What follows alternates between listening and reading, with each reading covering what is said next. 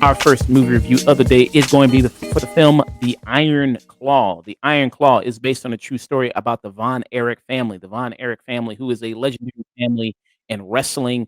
Do you like wrestling much? Do you follow? N I wouldn't say I follow it, but being a fan of the Fast and Furious, like, franchise, that I've just people have told me, like, multiple times that I would love wrestling just because, like, being a fan of that franchise, it's basically kind of that already, just because all these crazy kind of, like, storylines, like, kind of, like, folding into themselves and just being completely absurd, but I'm sure that, like, this is kind of more like, is this like the wrestling that we know of today, or? Well, this is more old school. So this Mhm, this story, it takes place, I believe, in the '80s. It takes place in the '80s. So this is kind of like not what it's kind of more become today. This is kind of people still or somewhat under the impression, I think, back then that wrestling was kind of real, mhm, somewhat like as far as what went on. But it was people knew good entertainment. Von Erichs, that's what they did. Even in a situation because you have Zac Efron, who you see. So you have it's four brothers. You have Kevin, David, Mike, and Kerry. And the two people probably people recognize the most is Zac Efron, who's the lead of this movie. He's playing Kevin, and then you have Jeremy Allen White, who kind of blowing up right now. Things like The Bear. He's been in numerous things. He plays Kerry, who's one of the brothers there. But there's four brothers, and there was actually one more brother. If you actually know the story, because I saw a little bit of a mini documentary. I don't know if you know about the documentary series called Dark Side of the Ring, but it's a really good series. It like mhm, takes you into documentaries about kind of more smaller wrestling stories. It's on Hulu, and it's really well done. And they did one about the Von Erich family, and it really kind of leads you kind of like it was kind of really dark at this story. It was kind of really tragic, and that kind of made me almost maybe in a morbid way kind of excited because to see what they would do with this movie, and see how they would kind of do it there because of the tragic story of this family and what all happened to it. mhm, Because as the movie opens up, you have Zac Efron doing kind of a narration, a voiceover saying, "People have always said my family was cursed and everything like that."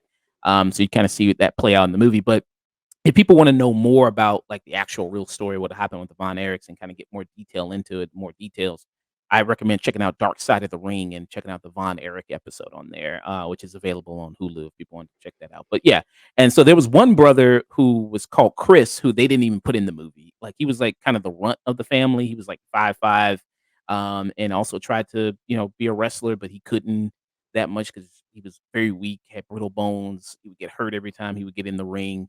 So they just completely left him out altogether. But yeah, so it's about these kind of brothers. It's a family business. They all wrestle, and it's all about making Pop proud. And you have Pop, who's played by Fritz Von Erich here, who's the father, who's played by Holt McClaney. He's a character actor. He's been in numerous things before. He was in Fight Club. He had an FX show called Lights Out, where he was mhm, a boxer in that. He was also in Mindhunter. He was like the lead detective in that show, one of the lead FBI people. mhm. In that, so he's been around for a minute.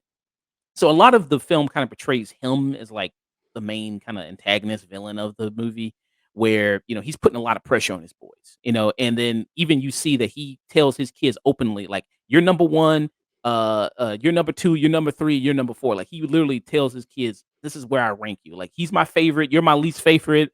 And it kind of puts all these pressure on his kids to be dad's favorite and to be the top and to be the best at the sport of wrestling. And one of the main goals here is for them to get the World Heavyweight Championship and bring it to the family. He's like, "That's what I wanted to do when I was a wrestler.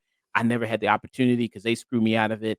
And he kind of is projecting that onto his kids to bring that home to this family. So like I said, it follows a lot of Zac Efron, who's the main character here. Also, he would kind of make for a good stand-in for He-Man. If you're ever kind of looking at with the haircut plus the muscles, like damn, if they ever did a live action He-Man, like he would be absolutely perfect for it. Let me see, like, yeah, with the haircut, the muscles, everything like that. And I Yeah, imagine I can see it. and I imagine the physical shape that these actors had to put themselves through to get in it. Because Jeremy Allen White, like he looks really big in this. Like he looks like he put on a lot of muscle for this as well. So does Zac Efron. So do the other kind of guys here. So I imagine, yeah, the physical condition they had to get in was probably really rigorous. And I know that people the thing is, like, with wrestling, people go like, "Well, isn't it fake?" Like, you have, the character, let me pull up her name here, who's the wife of, Kevin Von Erich, Zac Efron's character here, Lily James, she plays Pam here, and she's like, "Well, isn't it kinda fake what you do?" And he's like, it's not fake." People in the wrestling community, I know they hate that word, they don't like the word fake. They said it's predetermined. So, I mean, because all the actions that they're doing in the ring is real. When the person gets body slammed, they're really getting body slammed. When a person jumps on it, so and it really puts their body through a lot of work, especially when you have to tour and do all that stuff and go there and also combine that with working out. That can be really a lot on your body. So yeah, I mean, it can be incredibly stressful here. So, I mean, these actors who played this part in this, probably, yeah, had to put on a lot of training for this to in order to kinda go through this. Um, so seeing this story, uh, I think the performances are really good here. And, knowing of the true story, of kinda all the kind of the different details that happen, even though I do like this movie, I think it would have been better as a miniseries. Like, more as a miniseries so you can really delve into a lot more things with the characters, get more insight into them. Um, I think that would kinda work better because, I mean, there's still a good amount of time for this movie, 2 hours. You still get a lot of good, information about them, who they are, the family, and you really love seeing them as good because it's like a good old family. Probably the one of the worst movies you can watch for the holidays. Well, you know what I mean, how tragic it kinda turns out. But in terms of in a way, it could kinda be good too because it makes you appreciate family a little bit Hmm. more, you know what I mean? Because sometimes your family isn't always gonna be there forever, so it kinda makes you maybe wanna hold on to your family a little tighter, and you see that this guy and Kevin Von Erich, he loves his family, wants to always be around his family, be around his brothers, loves wrestling. You see the joy that he has there, and to see that kind of slowly kind of get stripped away when all these kind of tragic events start to happen is really disappointing, really sad. Reason I was kind of excited to see this movie, Zac Efron, to see kind of what he would do with the role. People know him as High School Musical kid, you know what I mean? And now that was kind of way behind, now he's trying to venture off, do more things.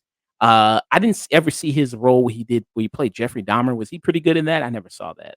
But he played Jeffrey Dahmer. I thought that Yeah. was the Quicksilver dude. Oh, no, I'm sorry. He didn't play the other serial killer, Ted Bundy. He was Ted Bundy, wasn't he? Oh, yeah, I haven't seen that one. Like, when you say Zac Efron, like the movie that immediately came to my, mind was Neighbors Oh, from, Neighbors. like from, like, 2010, I think. Oh, So, yeah, which was funny. I like yeah. Neighbors. Yeah, the 2 Neighbors movies. Yeah, that. 17 Again, which was another comedy that he did, Mhm, there with, Matthew Perry. Yeah, so more dramatic kinda stuff he's been in, I haven't really seen too much. I know, yeah, he mhm. was, Ted Bundy was, I think, the role he was in there on the Netflix series. But yeah, I heard so that see wasn't good. I heard it okay. wasn't good. Yeah. Okay, it wasn't that good? Okay. But this, I think he does a really good job handling the material. There's some good emotional scenes here that I think works really well. I could maybe see him get nominated. I think this year, I mean, still, Killian Murphy is probably going to win it by a mile. I mean, he's probably Mhm, ahead of everybody by a mile. But I could see, Zac Efron kind of get a nomination and a nod for this. Um, and then with Jeremy Allen White, who kinda comes in here, like I said, he's having a stellar year.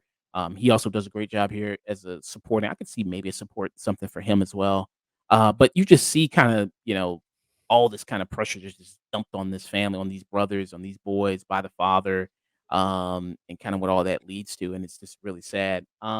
You also have the mother here who's played by, Maria Tinery, who I think she was in ER. She was in ER for a long time, yeah. She was a longtime actress, in that show, and she plays the mother there, Doris.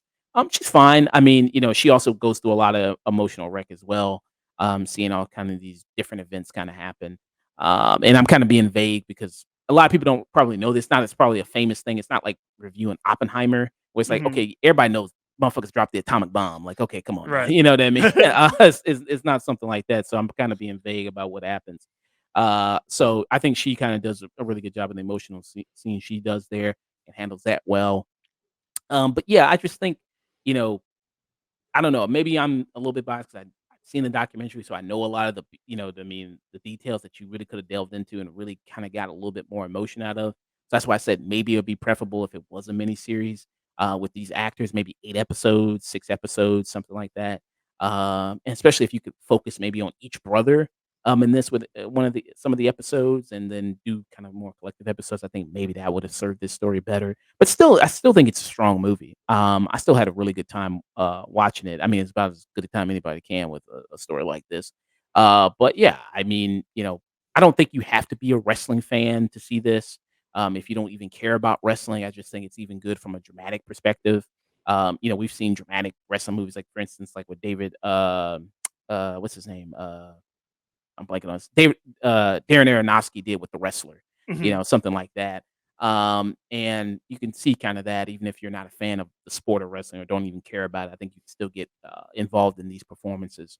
Um, the only criticism some of the criticisms, I guess you could say some of the relationship stuff is maybe a little kinda hokey. The stuff with Kevin and Pam is a little kinda cookie cutter there. Lily James, it's a little cookie cutter a little bit with the relationship stuff, which is fine. That's not really too much of the main focus here. But yeah, I mean, you just really feel bad, for this family and kinda what they go through, and I think that it do get kinda wrapped up in each brother does have their own identity, I feel like, which is important. And you see kinda their role here, which is really good. So, yeah, I would if I had to give this a rating, I would give it, I think I'd give it a strong tune in, kinda lowish peak around that area, for me. And Marley, he did not see the movie, but any kinda thoughts, any questions you have about. No, everything that you said, like I'm very I wouldn't say I was very excited for this. I was only excited because it's A24. A24 has been pretty they always knock it out of the park, and, Mhm. like, I like the people involved, and everything that you said just kinda piqued my interest, and I'm glad that we're kinda having this conversation because I did not know about that documentary, and would you, like you mentioned, like, watching this documentary, like, before watching the Iron Claw, like, you think it's, like, a necessary viewing just because you get more insight into, like, this family and, like, who these people actually were, but just because like you said, you wish it was like a mini series, but that documentary kind of like adds like that adds to the satisfaction of this movie. Or Yeah, I think if you watch it and you're more interested in learning about the family or learning about the characters, then yeah, I would say check out the Dark Side of the Ring episode of what they're on. I'd already seen it way before even this movie was even announced. So coming into it, I was like, oh man, this is gonna be sad because of Mhm, what I know here. But I think yeah, I mean, if you wanted more context to things and more details on things, because you have Kevin Von Erich who sits down and he talks and he gives all the firsthand information there of all what happened. So yeah, and the legacy of things, and yeah, so I think if you wanted some more kind of to hear things, I highly recommend it. And then Dark Side of the Ring in general is just a good documentary series about the business of wrestling, all these other different wrestlers. I mean, mhm, I'm not as huge into wrestling as some people. I'm super casual. I know some things about it, but it's just an interesting documentary se it's like 30 for 30 on ESPN for wrestling, basically, it's like that, mhm, if you are just into kinda sports type things like that, but yeah, like I said, yeah, I recommend checking out this documentary if you haven't. It's, I think, an hour long, I think, so each episode is about an hour long, and that's the older, Von Erich right here. mhm. So yeah. Yeah. Yeah, I'll definitely check it out. But you do think that Zac Efron could get a nomination from this? Because like he definitely transforms. Like as I can already see from like the trailer for sure. So. Yeah, I think so. I mean, it helps that this year, like I said, this year is not really too big of a year for best actors. I think it's kind of reverse of what we had the year before, because the year before it was like such a tight race for like best actor, like man, who's gonna pull it out? And then best actress was kind of weaker, I think, that Mhm, year. Because last year was what, like Ana de Armas was nominated for Blonde and all that other stuff. So it's like, yeah, it's kind of like a weaker year. I think it's reversed now where it's like best actress is like super tight, and then best actress kind of more kind of not as competitive, I think it was last year. So, not saying that Zac Efron's not good. He is good in it, and he could probably get nominated in probably another year. But I think this is a good year that he could maybe get a nomination in there for him for this. Because not like, to not to kind of derail for us from talking about the Iron Claw, but going kind of adding on what you said of like this is the kind of like a year of just great performances all around, and compared to last year, it kind of seems like especially with Zac Efron and even Jeremy Allen White in the Iron Claw, it kind of seems like when we get those Oscar nominations, like come January, I think that's when they get announced. It Mhm. seems like a lot of people might be disappointed by just because there are so many great performances. You can't nominate everyone, so Yeah, it's like you said, it's like you got to have Killian Murphy in there for Oppenheimer for sure, yeah, and then Ryan Gosling would be for supporting yeah. for Ken, and then I'm just kind of naming off the top of my head. Then obviously Zac Efron, and then Jeremy Allen White, and then who else would you nominate? Or I think we're gonna talk about it in a minute. Poor Things. I think Mark Ruffalo does a great job in that. I can see best mhm. supporting for him. In that. I mean, other like best actors. Just like if we wanted to just stick to that, because there's what you get 4 or 5 nominations for that. I think It's 4, like right? four and sometimes five. Yeah. So yeah, definitely Killian Murphy definitely is taking it by a mile for best actor. I could see Zac Efron. I'm trying to think of like what other like best actor performances this year that really kind of blew me away. Paul Giamatti, maybe in The Holdovers. I could see that. Definitely. I might be a little bit biased just because this is one of my favorite movies of the year, but Dream Scenario with Nicolas Cage. I Dreams. think. Hmm? Oh yeah, go ahead. No, well, I think that Nicolas Cage is kind of like at this point of his career where he's probably not going to get nominated because it's like he's kind of in the experimental like stage of his career, like ending it out. But I would love to see a nomination for Dream Scenario for Nicolas Cage. But Yeah. I like that movie. I think he's done better like Pig and Mandy. I think he did better in that. hmm But I still like Dream Scenario. Leo for Killers of the Flower Moon. I could see him being nominated for that, hmm for Best Actor, which I think he would be rightfully nominated for that. So yeah, I mean, I think I could see Zac Efron definitely kind of being in there for Best Actor for this movie. I think he does that good of a job. Like I said, I think some of the only weaknesses is some of the kind of the love stories. It's a little cookie cutter, it's fine.